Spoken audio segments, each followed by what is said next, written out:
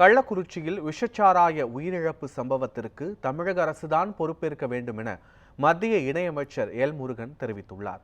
உதகையில் செய்தியாளர்களிடம் அவர் பேசியவற்றை super bytes பகுதியில் காண்போம்.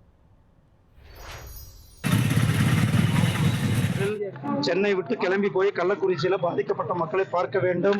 இது ஒரு மிகப்பெரிய டிசாஸ்டர், ஒரு மிகப்பெரிய இது என்ன சொல்லணும்னா அரசு கொள்கைன்னு தான் நான் சொல்லுவேன்.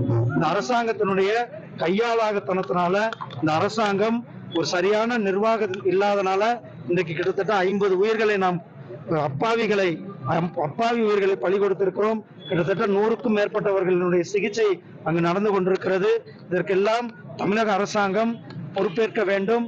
இந்த அமைச்சர் அவர்கள், இந்த துறையினுடைய அமைச்சர் அவர்கள் உடனடியாக தன்னுடைய பதவியை ராஜினாமா செய்ய வேண்டும். இவ்வளவு பேர் 50 பேர் இறந்த பிறகு கூட ஒரு கள்ளச்சாராயத்தை கண்ட்ரோல் பண்ண முடியாத ஒரு அரசாங்கம் இந்த திமுக அரசாங்கமாக இருக்கிறது. இதுக்கு முன்னாடி ஒரு 6 மாசத்துக்கு முன்னாடி தான் அதே பக்கத்துல மரக்காணத்துல கிட்டத்தட்ட 30 பேருக்கு மேல பாதிக்கப்பட்டார்கள்.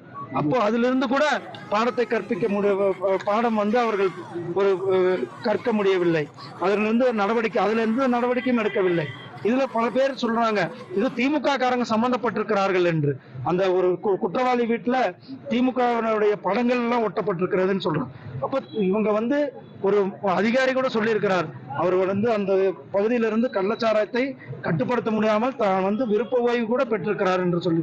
சோ இதெல்லாம் ஒரு தீவிர விசாரணை செய்து இதுக்கு துணை போன அதிகாரிகள் யாரு, அவர்கள் மேலெல்லாம் நடவடிக்கை எடுக்க வேண்டும். இதுல யார் திமுகவினுடைய மாவட்ட செயலாளராக இருந்தாலும் சரி, திமுகவுடைய முகமுக்கிய அவர்கள் மேல உடனடியாக நடவடிக்கை எடுக்க வேண்டும். ஸ்டாலின் அவர்கள் மக்களிடத்துல பொதுவாக பகிரங்க மன்னிப்பு கேட்க வேண்டும்.